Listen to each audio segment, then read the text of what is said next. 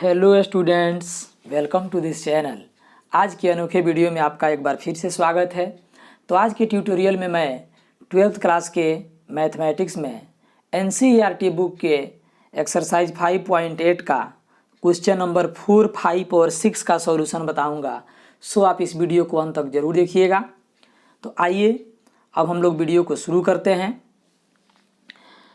एक छोटी सी रिक्वेस्ट है आपसे कि यदि आप मीन वैल्यू थ्योरम का थ्योरी नहीं पढ़े हैं तो आपको आई बटन में हम इसका वीडियो दे दिए हैं, वहाँ से जा कर के पहले इसका थ्योरी समझ लीजिए, ताकि ये क्वेश्चन इसका जब बताएंगे तो समझने में आपको आसान हो जाएगा। और उसे देख लिए हैं यानी कि इसका थ्योरी आप पढ़ चुके हैं तो ये वीडियो आपके लिए निश्चित रूप से है। तो आइए अब हम लोग इस वीडियो को शुरू करते हैं।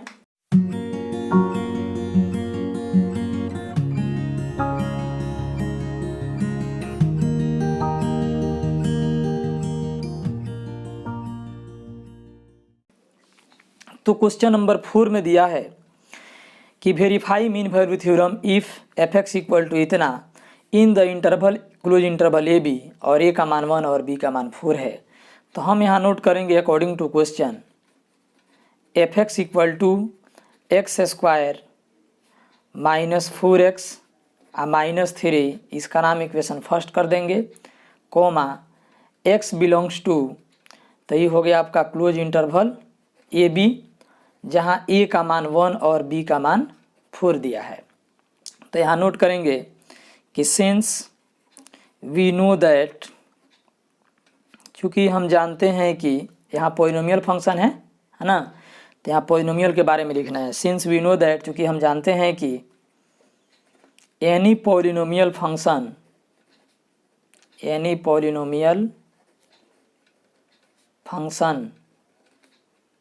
is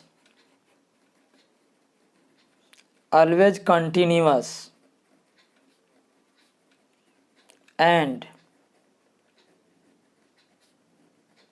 differentiable at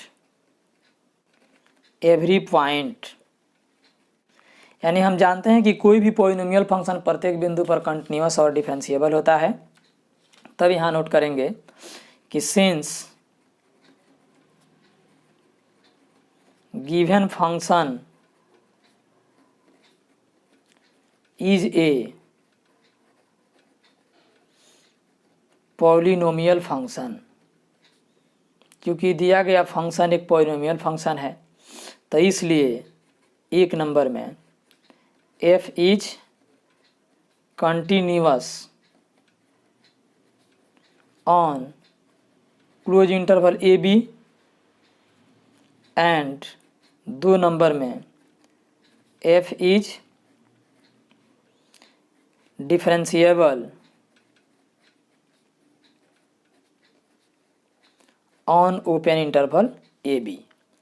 तो देयरफॉर क्लियरली, तो इससे स्पष्ट है कि f dash c equal to F B minus F A बटा b माइनस ए, इसका नाम इक्वेशन सेकेंड कर देंगे। ठीक है, तो यहाँ नोट किए, देखें हम लोग कि ये पॉलिनोमियल फंक्शन है तो हम लोग नोट किए कि वी नो दैट, हम जानते हैं कि any polynomial function is always continuous and differentiable at every point, कोई भी पॉलिनोमियल फंक्शन प्रत्येक बिंदु पर कंटिन्यूअस और डिफरेंशिएबल होता है। Since given function is a polynomial function, और दिया गया फंक्शन एक पॉलिनोमियल फंक्शन है, इसलिए यह क्लोज इंटरवल में कंटिन्यूअस होगा, ओपन इंटरवल ए बी में डिफरेंशिएबल होगा। और मीन वैल्यू थ्योरम का नियम कहता है कि अगर कोई फंक्शन क्लोज इंटरवल ए बी में कंटिन्यूअस या ओपन इंटरवल ए बी में डिफरेंशिएबल है तो निश्चित रूप से एफ डैश सी, यानी कि ओपन इंटरवल में एक वैल्यू मिलता है x इक्वल टू सी, जिस पर का डेरिवेटिव इतना होता है F B minus F A by B minus A. तो जैसे ही दो ठो नियम का पालन हुआ तो लिख देंगे therefore clearly F dash C equal to इतना। अब यहाँ नोट करेंगे since f x equal to, तो क्वेश्चन से देख करके उतार देंगे एफ एक्स का मान x square minus 4x minus 3, तो ये हो गया f x equal to x square minus 4x minus 3। तो इसलिए एफ ए इक्वल टू, तो एफ ए मतलब हो गया F1, क्योंकि यहाँ ए का मान 1 के बराबर है तो 1 रखेंगे तो 1 का स्क्वायर माइनस 4 इंटू 1 माइनस 3, तो ये हो गया 1 -4 -3 तो -7 यानी माइनस हो गया 6। फिर एफ बी इक्वल टू, तो ये हो गया b का मान यहाँ 4 दिया है, तो ये हो गया 4 का स्क्वायर माइनस 4 इंटू 4 -3, तो ये दोनों कट जाएगा 16 -16, तो ये हो गया -3। इसके बाद लिखेंगे यहाँ differentiating 1 WRT x we get, यानी इक्वेशन 1 को डिफ्रेंशिएट करने पर हम पाते हैं कि, तो इक्वेशन 1 को डिफ्रेंशिएट करेंगे तो यहाँ नोट करेंगे, तो ये हो जाएगा आपका f dash x equal to, है ना, तो इसी को आपको डिफ्रेंशिएट करना है। इक्वेशन 1 जो है यही है, यानी कि fx का मान है, तो ये हो गया आपका x स्क्वायर का डी हो गया 2x माइनस 4 हो गया बाहर, x का डी 1 कांस्टेंट का 0, तो दिस इम्प्लाई f डैश, अब इसमें c रखेंगे x के स्थान पर, तो जहाँ जहाँ x है वहाँ c हो जाएगा, यानी 2c माइनस 4। तो चूँकि f डैश c का मान इक्वेशन सेकेंड में दिया है F B minus F A by B minus A, तो यहाँ पर नोट कर देंगे F B minus F A बटा B minus A equal to 2c minus 4। तो एफ बी का मान हम लोगों का निकला है यहाँ पे -3, तो ये हो गया -3 माइनस एफ ए, तो एफ ए का मान है -6 बटा बी माइनस ए यानी कि 4 - 1 इक्वल टू 2c माइनस 4 तो रहेगा। फिर इसके बाद ये हो जाएगा आपका दिस इम्प्लाई, तो -3 या +6 बाई 3 इक्वल टू हो गया 2c माइनस 4, तो यहाँ पे हो गया आपका 3/3 यानी कि कट के 1 हो जाएगा, तो 2c माइनस 4, तो -4 इधर आएगा तो ये हो जाएगा 5 आई इक्वल टू हो गया 2c, क्योंकि 1 + 4 तो 5, तो c इक्वल टू हो गया आपका 5/2, और यह 5/2 जो है 1 से लेकर के 4 के बीच में आता है, तो इसलिए लिख देंगे therefore mean value theorem is applicable for this function, यानी इस फंक्शन के लिए मीन वैल्यू थ्योरम अप्लीकेबल है। यही हम लोगों को प्रूव्ड करना था, तो लिख दिए प्रूव्ड। अब इसके बाद देखेंगे क्वेश्चन नंबर 5। तो क्वेश्चन नंबर 5 में आपका दिया है कि verify mean value theorem if F x equal to इतना in the interval A B, A का मान 1 बी का मान 3 है ना। इसके बाद इसमें हम लोग नोट करेंगे according to question f x equal to हो गया x³ -5x² -3x, इसका नाम इक्वेशन फर्स्ट। और x बिलोंग्स टू दिया है आपका क्लोज इंटरवल ए बी, जहाँ a का मान 1 और b का मान 3 है। तो यहाँ पॉलिनोमियल फंक्शन दिया है, सो यहाँ पे आप पहले नोट करेंगे कि सिंस वी नो दैट, चूँकि हम जानते हैं कि any polynomial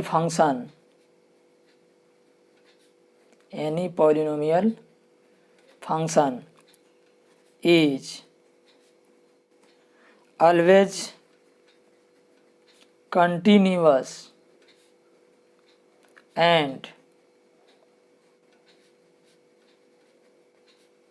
differentiable at every point. हम जानते हैं कि कोई भी पॉलिनोमियल फंक्शन प्रत्येक बिंदु पर कंटिन्यूअस और डिफरेंशिएबल होता है। फिर यहाँ लिखेंगे since given function is a polynomial function, यानी कि हम जानते हैं कि कोई भी पॉलिनोमियल फंक्शन प्रत्येक बिंदु पर कंटिन्यूअस और डिफरेंशिएबल होता है। चूँकि दिया गया फंक्शन एक पॉलिनोमियल फंक्शन है, तो इसका मतलब है कि ये कंटिन्यूअस और डिफरेंशिएबल होगा। तो इसलिए एक नंबर में लिखेंगे कि f is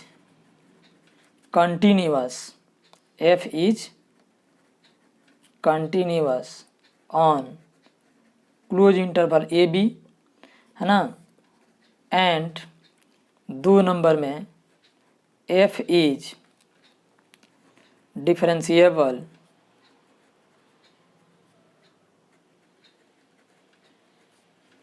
on open interval A b.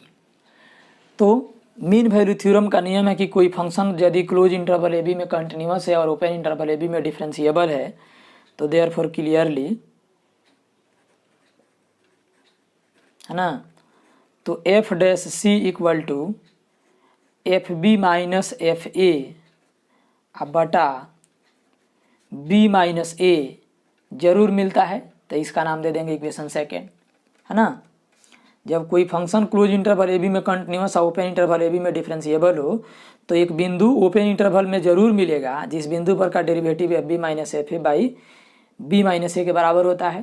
तो यहाँ लिख देंगे दो ठो है तो इसलिए clearly F dash equal to इतना। फिर इसके बाद अब यहाँ से एफ एक्स का मान नोट करेंगे तो लिखेंगे यहाँ since F x equal to तो x cube minus 5x square minus 3x, तो इसलिए एफ ए इक्वल टू तो एफ ए का मान यहाँ पर 1 दिया है तो ये हो जाएगा 1 का क्यूब माइनस 5 इंटू 1 का स्क्वायर माइनस 3 इंटू 1। तो ये हो जाएगा आपका 1 माइनस 5 माइनस 3, तो 1 में से 5 या 3 8 घटेगा तो माइनस 7 हो जाएगा। फिर एफ बी इक्वल टू तो बी का मान यहाँ 3 दिया है तो 3 रखेंगे तो 3 का क्यूब माइनस 5 इंटू 3 का स्क्वायर माइनस 3 इंटू 3, तो ये हो जाएगा 3 का क्यूब तो 3 3 का 9 9 3 का 27 माइनस 3 3 का 9 9 5 45 माइनस 3 3 का 9, तो फिर ये हो जाएगा आपका 27 माइनस 54 हो जाएगा और ये घटेगा तो माइनस 27 हो जाएगा, है ना। 14 में से 7 गया 7 और 4 में से 2 गया 2।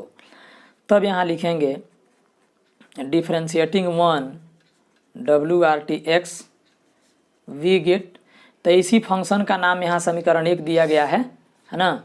यानी कि इसी फंक्शन को हम लोगों को डिफ्रेंशिएट कर देना है। तो डिफ्रेंशिएट करेंगे तो f dash x equal to तो एक्स क्यू का हो जाएगा 3x स्क्वायर माइनस 5 दूना 10x माइनस 3, तो f dash x equal to इतना है तो f dash C equal to हो जाएगा 3c square minus 10c minus 3। तो एफ डैश सी का मान इक्वेशन सेकेंड में दिया F B minus F A by B minus A, तो यहाँ से हम इसको पुट कर देंगे F B minus F A बटा B minus A equal to 3c square minus 10c minus 3, यहाँ नोट कर देंगे यूजिंग इक्वेशन सेकेंड। तो एफ बी का मान हम लोग निकाले हैं तो एफ बी का मान आया है माइनस 27, तो माइनस 27 माइनस एफ ए का मान आया है माइनस 7, तो ये हो गया माइनस 7 बाई बी माइनस ए यानी कि 3 माइनस 1 इक्वल टू तो 3c square minus 10c minus 3। फिर इसके बाद जो है अब ये हो जाएगा आपका दिस इम्प्लाई अब माइनस 27 अब प्लस 7 बटा 2 equal to 3c square minus 10c minus 3, तो दिस इम्प्लाई अब इसको सॉल्व करें तो ये 27 में से यहाँ 7 गया माइनस 20 माइनस 20 बटा 2 तो minus 10 equal to 3c square minus 10c minus 3, तो इसको भी उधर भेजेंगे तो 0 इक्वल टू हो जाएगा 3c square minus 10c minus 3 या प्लस 10 यानी कि 3c square minus 10c plus 7 equal to हो गया 0। तो अब इसको हम लोग फैक्टराइज कर लेंगे, है ना। तो फैक्टराइज करेंगे तो ये हो जाएगा 3c स्क्वायर और अंत में यहाँ 7 इक्वल टू 0, 7 3 का 21 और 7 3 से 10 आ ही जाएगा तो माइनस 3c माइनस 7c, तो ये दोनों में कॉमन हो जाएगा 3c, तो बचेगा आपका c माइनस 1, यहाँ माइनस 7 कॉमन करेंगे तो c माइनस 1 इक्वल टू 0, तो 3 दोनों में से कॉमन कर देंगे हम लोग अब c माइनस 1, तो यहाँ पर बच जाएगा आपका 3c माइनस 7 इक्वल टू 0। तो ये हो गया c माइनस 1 इक्वल टू 0 या 3c माइनस 7 इक्वल टू 0। तो c इक्वल टू हो जाएगा 1 या c इक्वल टू हो जाएगा 7/3। तो यहाँ पर नोट करेंगे कि सेंस c इक्वल टू 1 यानी कि 1 जो है 1 not belongs to open interval 1 से 3, क्योंकि ओपन इंटरवल का मतलब होता है कि इस 1 को छोड़ देंगे 3 को छोड़ देंगे उसके बीच वाला लेंगे, तो 1 तो इसके बीच में नहीं आता है ना। देयरफॉर यहाँ पे लिखेंगे and 7/3 belongs to open interval 1 से 3, क्योंकि 7/3 का मान जो है 2 पॉइंट कुछ होगा। तो c equal to 7/3 belongs to 1 से 3, तो 1 से 3 के बीच में एक मान अवश्य मिल गया। तो यहाँ नोट कर देंगे hence mean value theorem is applicable for this function, यानी इस फंक्शन के लिए मीन वैल्यू थ्योरम अप्लीकेबल है। ठीक है, तो यही हो जाएगा प्रूव्ड। अब इसके बाद क्वेश्चन नंबर 6 में देखेंगे। तो क्वेश्चन नंबर 6 में दिया है कि examine the applicability of mean value theorem for all 3 functions given in above exercise 2, यानी प्रश्न संख्या 2 में जो 3 ठो एग्जाम्पल दिए हैं यानी 3 क्वेश्चन दिए हैं, वो तीनों के लिए मीन वैल्यू थ्योरम की वैधता की जांच करना है। तो देखिए क्वेश्चन नंबर 2 में पहला हम लोगों का फंक्शन यहाँ पे दिया है ना। सो इसको हम लोग नोट करेंगे F x equal to greatest integer function of X, X belongs to 5 से 9। तो यहाँ नोट करेंगे इसका पहला अकॉर्डिंग टू क्वेश्चन। तो एफ एक्स इक्वल टू हो गया greatest integer function of X और x belongs to close interval 5 से 9। ठीक है, अब इसके बाद यहाँ पे नोट करेंगे कि सिंस वी नो दैट, चूँकि हम जानते हैं कि any a greatest integer function है, तो any greatest integer function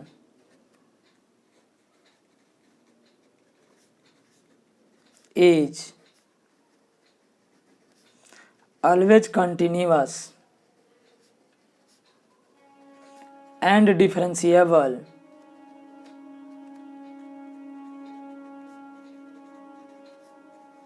at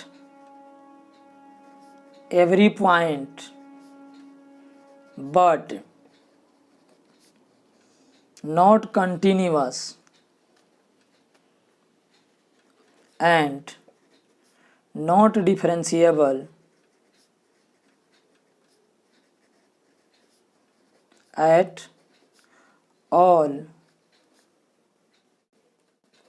integral point, है ना। हम जानते हैं कि कोई भी ग्रेटेस्ट इंटीजर फंक्शन प्रत्येक बिंदु पर कंटिन्यूअस और डिफरेंशिएबल होता है, परंतु इंटीग्रल पॉइंट पर नहीं तो कंटिन्यूअस होता है और नहीं डिफरेंशिएबल होता है। तो ये फंक्शन जो दिया है क्लोज इंटरवल 5 से 9 के बीच में अप्लाइड है, यानी कि इसका डोमेन हो गया।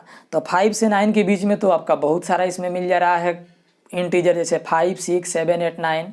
तो इससे स्पष्ट हो गया कि यह फंक्शन नहीं तो इस इंटरवल में कंटिन्यूअस है और नहीं डिफरेंशिएबल है।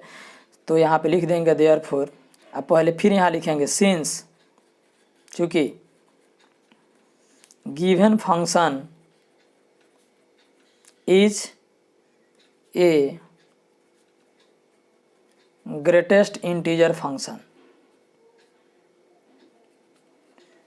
और चूंकि दिया गया फंक्शन ग्रेटेस्ट इंटीजर फंक्शन है, यानी हम जानते हैं कि कोई भी ग्रेटेस्ट इंटीजर फंक्शन प्रत्येक बिंदु पर कंटिन्यूअस और डिफरेंशिएबल होता है, परंतु इंटीग्रल पॉइंट पर नहीं तो कंटिन्यूअस होता है और नहीं डिफरेंशिएबल होता है।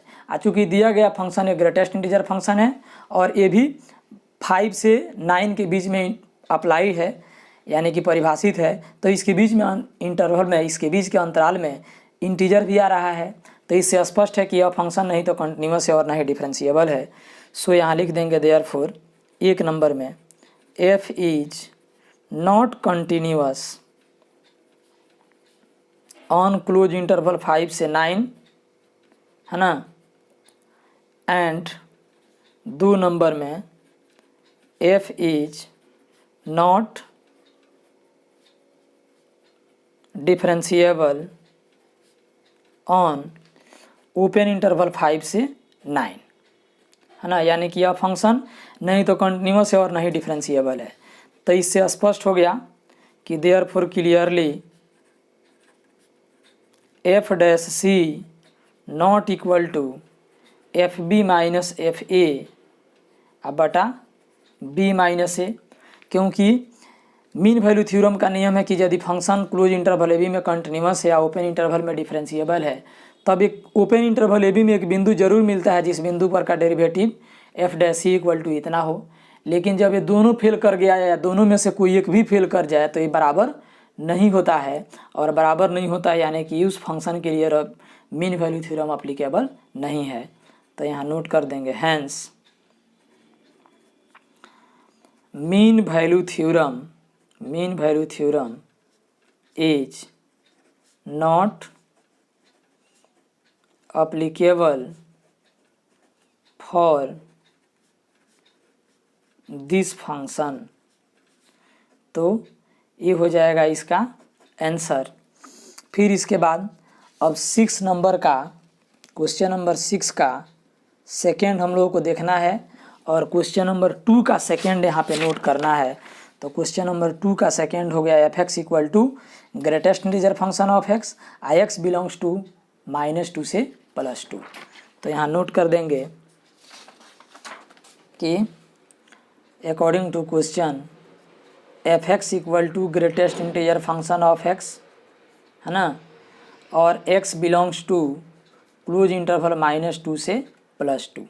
तो यहाँ लिखेंगे सिंस वी नो दैट, चूँकि हम जानते हैं कि एनी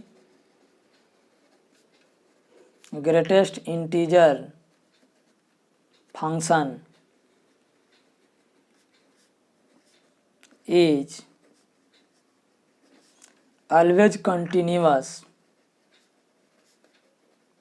and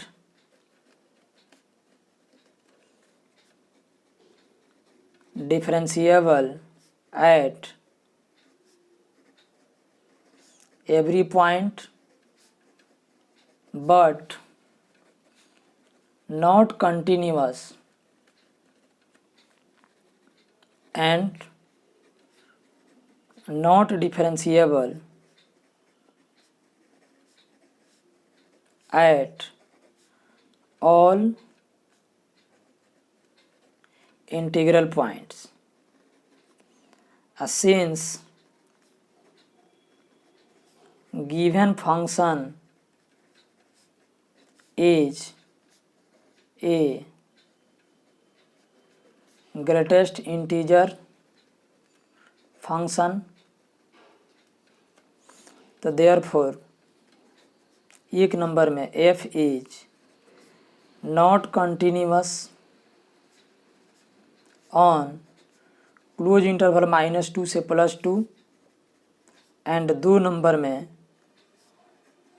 कि f is not differentiable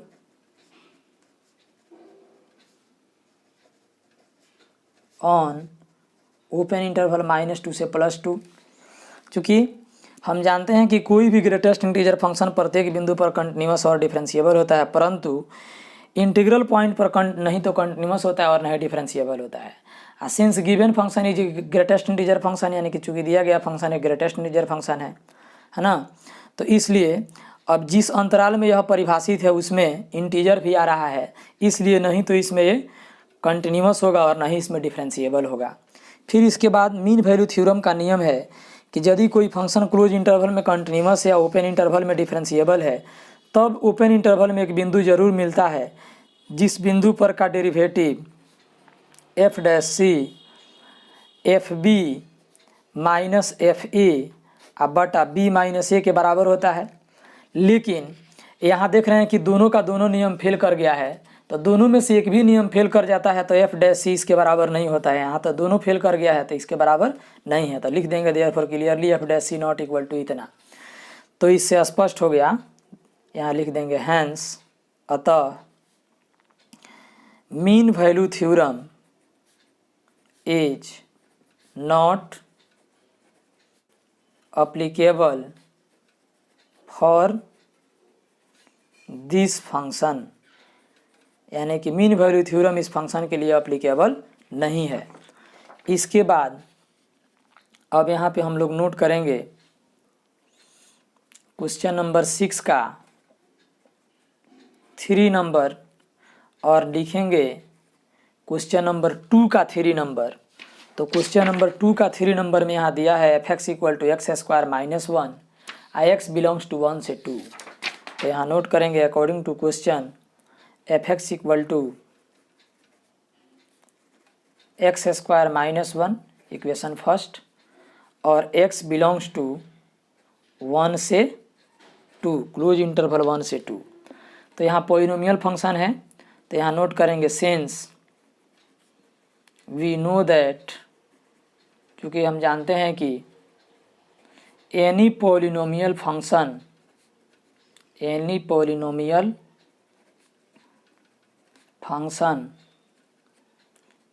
is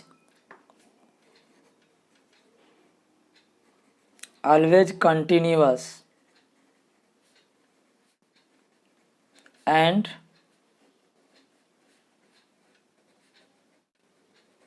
differentiable at every point। फिर यहाँ नोट करेंगे since given function is a polynomial function, तो इसलिए 1 नंबर में एंड 2 नंबर में। तो देखिए यहाँ नोट किए कि हम जानते हैं कि कोई भी पॉलिनोमियल फंक्शन प्रत्येक बिंदु पर कंटिन्यूअस और डिफरेंशिएबल होता है। चूँकि दिया गया फंक्शन एक पॉलिनोमियल फंक्शन है तो इसलिए यह कंटिन्यूअस और डिफरेंशिएबल होगा। तो इसलिए लिखेंगे F is continuous on close interval 1 से 2 and f is differentiable on open interval 1 से 2। तो मीन वैल्यू थ्योरम के अनुसार कहता है कि यदि कोई फंक्शन क्लोज इंटरवल में कंटिन्यूअस या ओपन इंटरवल में डिफरेंशिएबल है तो ओपन इंटरवल ए बी में कम से कम एक बिंदु जरूर मिलेगा जिस बिंदु पर का derivative F B minus F A बटा बी माइनस ए के बराबर होगा। सो यहाँ लिख देंगे therefore clearly F dash C equal to F B minus F A by B minus A. और फिर इसके बाद अब यहाँ नोट करेंगे हम लोग कि since F x equal to तो दिया एक्स स्क्वायर माइनस 1, तो इसलिए f1 इक्वल टू, तो f1 का मान यहाँ पे आपका 1 है तो 1 इसमें रखेंगे तो ये हो जाएगा 1 का f1 हो गया यानी 1 का स्क्वायर माइनस 1, तो 1 माइनस 1 यानी 0। फिर एफ बी इक्वल टू, तो एफ बी का मान यहाँ पे आपका 2 है तो इसमें 2 रखेंगे तो 2 का स्क्वायर माइनस 1 यानी कि 4 माइनस 1, तो ये हो जाएगा 3। फिर इसके बाद डिफरेंशिएटिंग 1 डब्ल्यू r t x we get, यानी इक्वेशन 1 को डिफरेंशिएट करने पर हम पाते हैं कि तो ये हो जाएगा आपका इसका डीसी कर रहे हैं यानी इसका डीसी कर रहे हैं तो f dash x equal to, तो ये हो जाएगा 2x माइनस 0। तो एफ डैश जब सी रखेंगे तो ये हो जाएगा 2c। दिस इम्प्लाई, तो एफ डैश सी का मान, तो एफ डैश सी का मान यहाँ दिया F B minus F A by B minus A, तो यहाँ नोट कर देंगे F B minus F A बटा B minus A equal to हो गया 2c। तो फिर यहाँ पे हम लोग रखेंगे दिस इम्प्लाई एफ बी, तो एफ बी का मान हो गया 3 माइनस एफ ए तो 0 बटा बी माइनस ए, तो ये हो गया आपका बी माइनस ए यानी 2 माइनस 1 इक्वल टू हो गया 2c। तो यहाँ पे 3 बाई हो गया 1 इक्वल टू 2c, तो c का मान हो गया आपका 3/2, तो 3/2 का मतलब हो गया आपका 1.5। तो चूँकि आप देख रहे हैं कि जो यहाँ पे c का मान मिला है ना, तो this imply c equal to जो 3/2 है बिलोंग्स टू 1 से 2, 1 से 2 यानी कि 1 से 2 के बीच में 3/2 आता है ना। तो therefore mean value theorem is applicable for this function, यानी इस फंक्शन के लिए मीन वैल्यू थ्योरम अप्लीकेबल है। आप इस चैनल पर नए हैं तो आप इस चैनल को अभी सब्सक्राइब कर लीजिए और मेरे वीडियो का नोटिफिकेशन सबसे पहले पाने के लिए बेल आइकन की घंटी को प्रेस करके ऑल पर क्लिक कर दीजिए। ये वीडियो आपके लिए काफ़ी महत्वपूर्ण है, इसलिए आप इसे लाइक कर लीजिए और अपने दोस्त के पास शेयर भी कर दीजिए जो आप ही के क्लास में